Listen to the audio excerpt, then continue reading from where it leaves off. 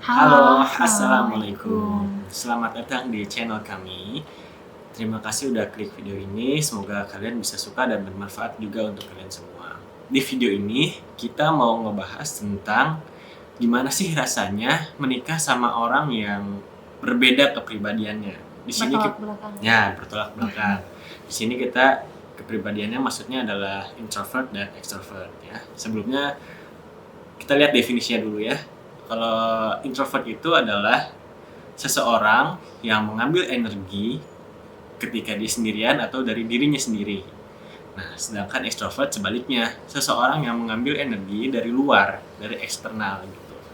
Jadi, ketika dia bermain bersama teman-temannya atau keluar gitu ya, mencari keramaian, disitulah dia mendapatkan energinya atau mendapatkan kesenangannya. Gitu. Nah, sekarang aku mau ngejelasin nih background kita masing-masing ya. Aku kebetulan tipe orang yang ternyata termasuk extrovert nih. Dulu sebelum nikah aku tuh sering banget keluar rumah, kamu tahu kan? Ya. Dan emang tipenya yang suka. Jadi aku tuh suka nugas di luar, hangout sama teman-teman tuh pasti aku juga yang ngajak gitu loh.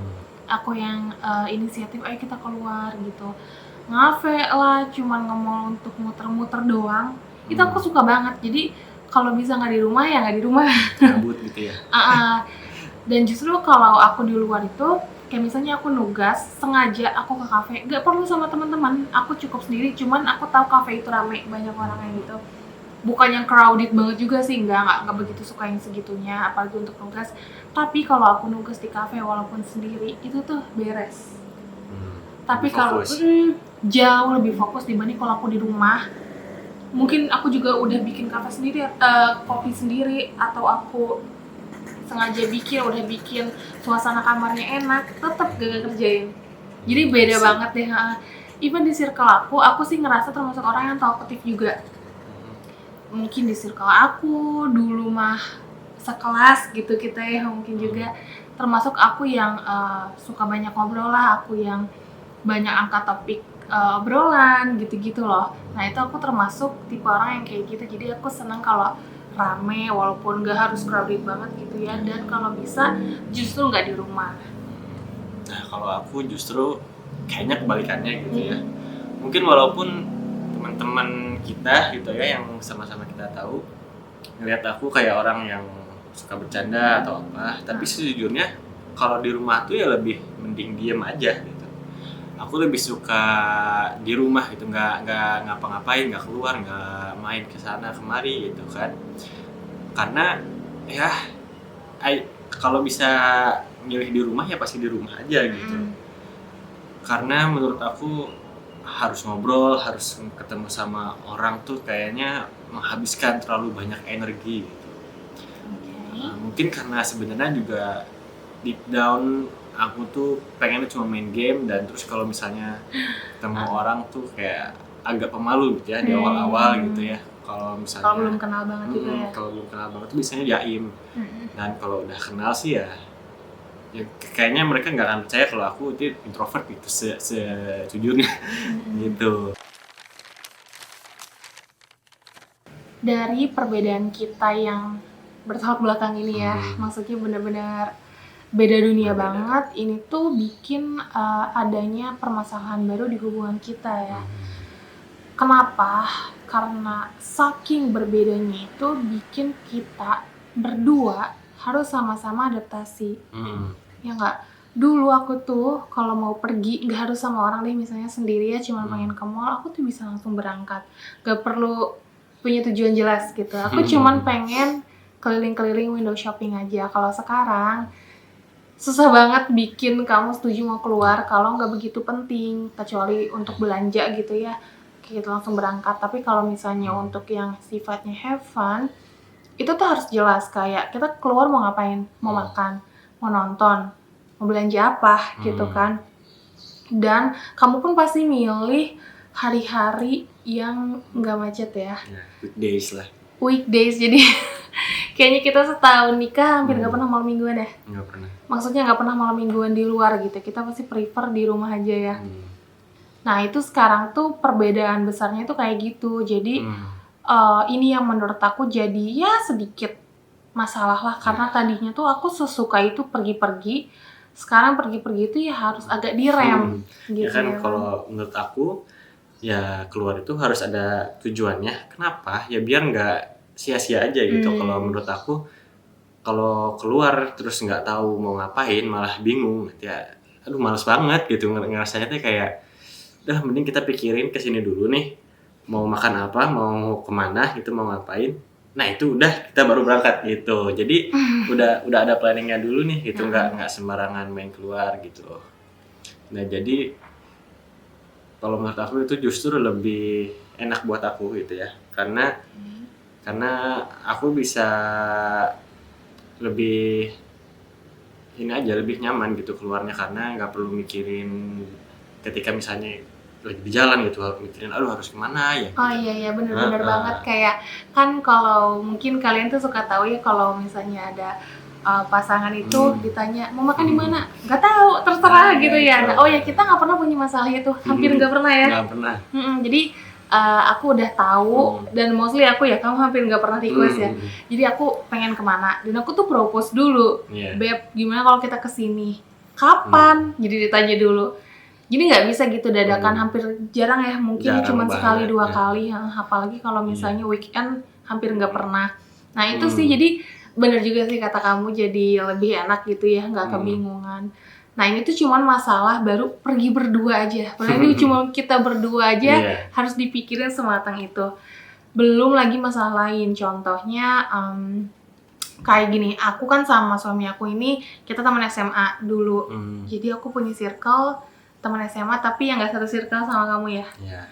Nah itu karena sekarang tuh kita kalau pergi tuh harus kemana-mana berdua. Aku mau main sama teman aku nih misalnya, otomatis kamu nganter dan jadi ikut. Tapi aku tahu dari awal itu tuh nggak bikin kamu nyaman banget, ngerti kan maksudnya? Nah itu tuh bikin aku ngerasa aduh nggak enak nih ke kamu harus nunggu. Bikin aku juga kayak oke deh, kayaknya memang udah berakhir deh saatnya aku bisa sebebas itu sama teman-teman.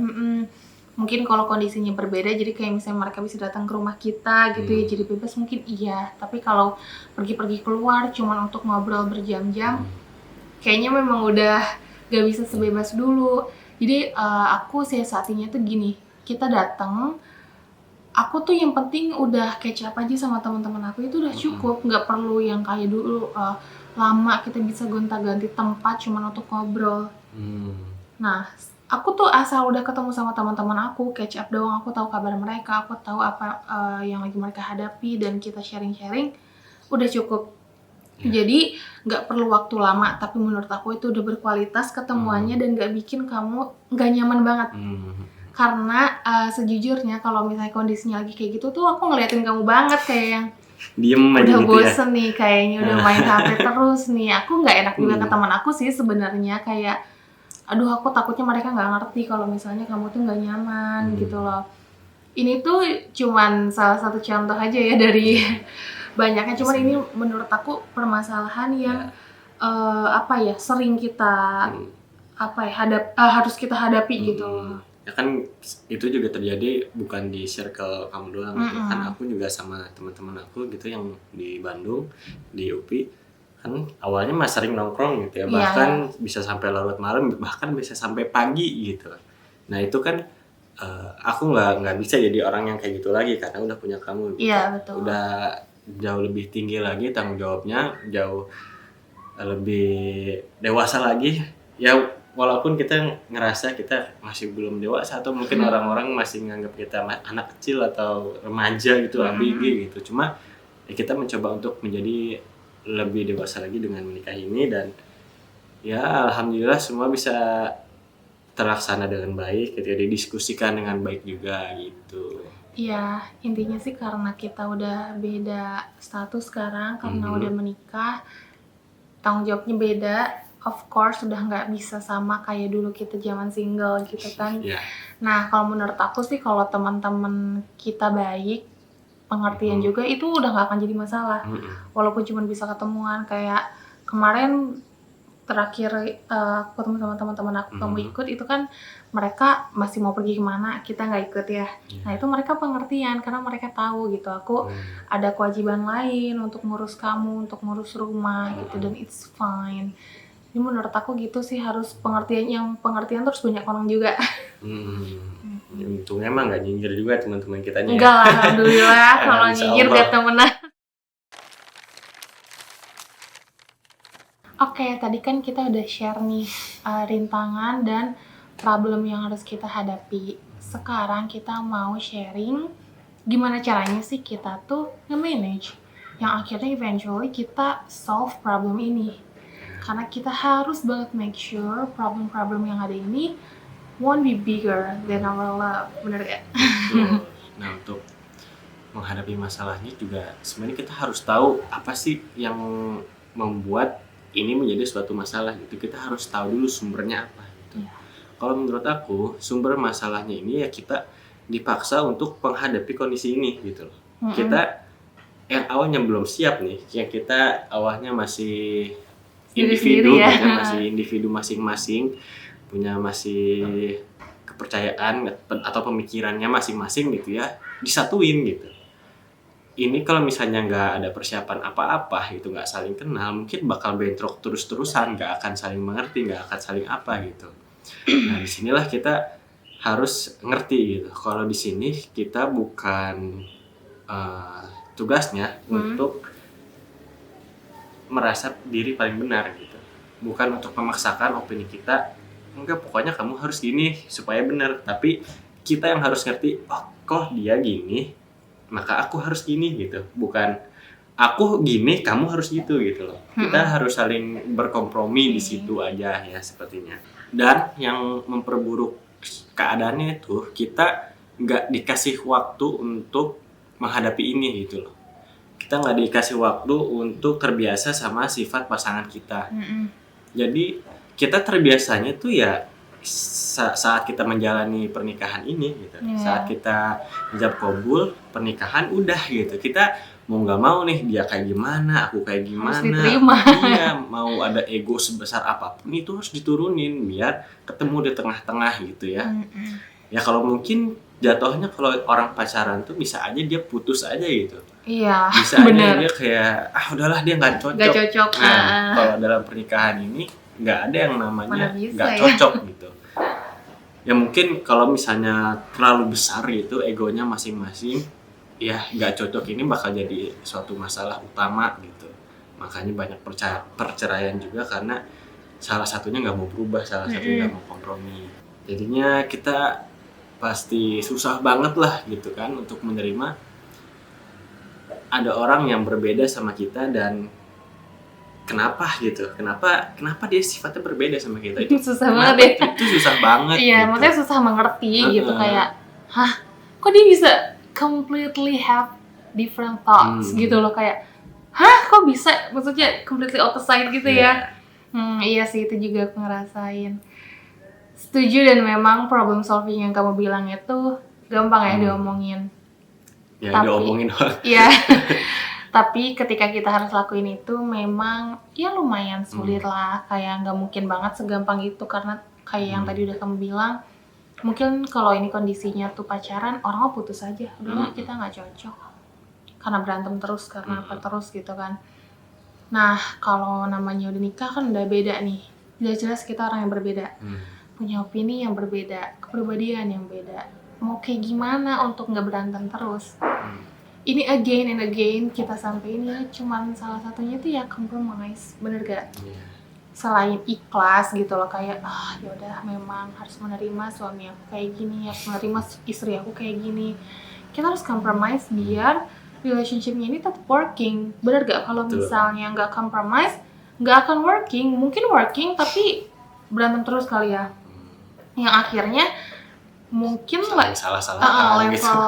harmonisnya berkurang gitu kan. Sedangkan kita nggak mau ya itu kejadian di pernikahan kita. Kita pengen pernikahan kita walaupun udah lama tapi makin harmonis gitu ya, walaupun kita amin, walaupun orangnya beda-beda. Kayak yang tadi aku bilang, compromise-nya tuh kayak gimana? Kalau di kasus kita sih kita berdua make sure banget untuk menghargai perasaan masing-masing gitu ya. Kayak kita nih dua-duanya berkorban. Karena kita harus compromise, ketemu di tengah-tengah, cari jalan tengah. Aku harus berkorban dari sini, kamu harus berkorban dari sini. Kita ketemu di tengah-tengah. Dan nggak jarang juga salah satunya berkorban lebih banyak ya. Di masalah yang berbeda-beda pastinya. Nah, berkorban itu harus kita apresiasi gitu. Aku mengapresiasi suami aku udah berkorban banyak untuk aku, dan suami aku juga akan mengapresiasi juga ketika aku berkorban, mau besar mau kecil, tapi ketika pengorbanan itu ada, kita harus menghargai pasangan kita. Biar apa? Namanya udah berkorban, berarti kan saking sayangnya gitu ya. Terus kita apresiasi, pada akhirnya tuh kita luluh ya, kayak aduh baiknya suami aku gitu, mau temenin aku jalan-jalan, atau mungkin suami aku juga ngerasa kayak gitu. Mungkin kamu ngerasa gak sih tadinya aku pengen hangout lama, terus ngelihat kamu udah gak enak, aku yang bilang gitu. Udah ngeliat muka aku udah bete gitu, kamu pulang aja. Iya. Nah, tanpa kamu harus ngomong ke aku gitu kan. Nah itu karena tadi aku menghargai perasaan suami aku, tanpa perlu dia kayak marah-marah akhirnya. Gak usah ngomong, gak usah apa, aku pengertian gitu, karena tadi aku tahu dia tuh udah berkorban. Aku menghargai itu, jadi aku sadar diri nih. Contohnya kayak yang tadi aja, biar gampang ya, ketika kita keluar untuk ketemu sama teman-teman aku, suami aku setuju untuk nganterin dan temenin. Aku sebagai istri yang gak boleh kurang ajar dan harus menghargai suami aku, mikir, oke deh, asal catch up aja, asal kabar-kabaran sama teman-teman aku, namanya juga udah lama gak ketemu. Ya udah, nggak usah terlalu lama. Kalau mereka pengen ada agenda lain, aku nggak ikutan deh. Aku yang penting cuma untuk ketemu, kabar-kabaran. Nah, alhamdulillahnya semua temen aku nih paham gitu, karena udah jadi istri kan beda gitu loh. Nah, menurut aku itu sih yang penting. Tadi of course setelah compromise, jadi menghargai gitu, kayak jadinya tuh kamu yang tadinya mungkin aduh agak sedikit gitu ngerasa ini tuh hal yang gak kamu suka, kayak duh aku harus nganterin dia jauh ke Bogor gitu misalnya ya, terus harus nungguin pula, gak ngapa-ngapain. Tapi karena kamu lihat aku juga berkorban gitu, dengan selfless bilang ya udah deh kita cuma sampai sini aja gitu, kamu juga menghargai aku. Jadi yang tadinya mau sebel mungkin nggak jadi, ternyata aku sadar diri gitu loh. Ya dan kan? selain itu juga sebenarnya ada hal lain juga yang nggak bisa dilupain, yaitu meredam emosi. Iya betul. Kalau misalnya kita kesel gitu ya, aduh kenapa sih harus keluar lagi gitu, kalau misalnya aku gitu ya, aduh harus keluar lagi. Kalau di poin itu, di momen itu aku bisa aja marah gitu. Ngapain sih keluar lagi, ngapain sih gini, udahlah di rumah aja, bisa aja aku kayak gitu. Cuma aku memilih untuk ya oke gitu, kita main aja nggak apa-apa gitu, walaupun mungkin aku sedang ada ngerjain apa gitu, atau aku lagi nonton apa gitu kan. Kalau misalnya sifatnya personal itu kan mengganggu gitu. Cuma aku udah harus mengerti kalau ya aku udah bukan personal lagi, aku bukan individu lagi, aku adalah suami dari kamu gitu. Udah jadi kita gitu ya. Dan ya kan kebahagiaan kamu juga yang utama di pernikahan. So sweet. Iya. Nah, ya itulah beberapa contohnya gitu ya, yang dari pengalaman kita alamin gitu ya. Sebenarnya masih banyak banget dari order GoFood, dari beda opini gitu kan, dari random timeline di Twitter gitu kan. Karena bisa marah gara-gara itu doang gitu, bisa diskusi sampai larut malam gara-gara itu doang. Nah, kalau disebutin satu-satu nggak akan ada beresnya gitu kan ya. Benar, yang ada malah jadi curhat ya. Setelah kita udah bisa memanage dan akhirnya solve problem itu, kita tuh bakal ada di fase acceptance, menerima. Aku menerima ya, ternyata kamu berbeda sama aku, which is okay. Nah, dari kita menerima itu, kita terima, kita ikhlas karena kita udah melakukan banyak pengorbanan tadi. Akhirnya kita ngerasa perbedaan-perbedaan yang tadi bikin kita kesal, lama-lama we love the differences gitu. Kayak gak harus kok kita harus selalu sama. perbedaan-perbedaan ini ternyata nggak selalu berdampak buruk gitu, ya nggak sih? Ya, of course. Soalnya kalau menurut yang kita pahami, kan sebenarnya jodoh itu adalah cerminan diri gitu ya, ya, dan saling melengkapi gitu. Jadi sebenarnya ini adalah suatu kecocokan gitu. Aku yang pendiam, yang introvert gitu. Sebelumnya kita ini tuh self claim ya, kita nggak ini ada kita self claim banget. nggak ada ke psikolog atau psikiater. Nggak pernah tes apa-apa juga. Berhubungan sama kita, aku pendiam dan kamu orangnya Banyak ngomong. Tadi balik lagi saling melengkapi. Tadi yang aku introvert dan kamu extrovert ini tuh somehow ya jadi satu gitu. Aku gitu ya, yang sebelumnya aduh males banget keluar gitu, males ngomong sama orang, pengennya main game aja gitu, main game di rumah, kalau bisa seharian dah gitu. Bahkan ini juga jadi satu masalah gitu di rumah aku dulu gitu kan, sempat dimarahin lah atau apa gitu. Tapi alhamdulillah aku seiring berjalannya waktu, awalnya ketemu sama teman gitu kan dipaksa, tapi di situ masih belum cukup. Aku masih kadang kalau misalnya mau ngumpul aku nolak gitu, udah malas gitu, sudah sendiri aja di kamar gitu kan, ngapain kayak gitu. Nah dengan adanya kamu, mau gak mau aku harus ngelawan sifat aku yang kayak gitu. Sebenarnya kan kalau misalnya aku turuti terus itu kan bukan suatu hal yang baik juga gitu kan, Negatif malah ya. Iya negatif. Bahkan orang-orang yang kayak gitu tuh gimana gitu kalau misalnya menghadapi orang secara langsung gitu, mungkin ada kepanikan atau mungkin ada rasa anxious ketika menghadapi orang gitu. Dan itu pun sempat terjadi gitu, aku pun merasa aduh bingung harus ngomong sama orang kayak gimana, Akhirnya menghindari aja ya. Menghindari dan kayaknya itu deh polanya gitu ya.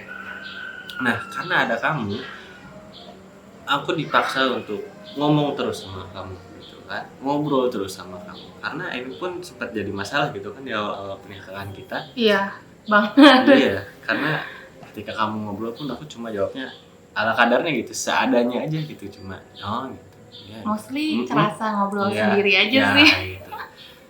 Cuma ya tadi kan harus mengimbangi juga gitu, biar kamunya juga ya nggak curhat sama orang lain gitu kan, biar nggak curhat di sosmed atau curhat sama orang lain tentang apapun gitu, bahkan tentang kehidupan kita gitu kan. Sebenarnya kalau misalnya nggak penting-penting banget mah nggak usah gitu kan ya. Harusnya kan kita yang bisa dengerin. Ya alhamdulillahnya aku bisa mengambil posisi itu semua gitu. Alhamdulillah. Aku bisa menjadi pendengar kamu, pemberi saran kamu, sahabat kamu gitu kan. Itu aku bisa menjadi itu gitu. Dan ini pun ujung-ujungnya itu mengimprove atau apa yang namanya bahasa Indonesianya Pak, mengembangkan diri aku gitu. Aku jadi lebih gampang ngomong nih kayak gini karena ya aku ngomong sama kamu terus gitu. Aku kebiasaan ya. Iya, kebiasaan aja gitu berdiskusi sama kamu tentang apapun gitu ya. Aku bisa sampai di titik ini ya gara-gara kamu gitu.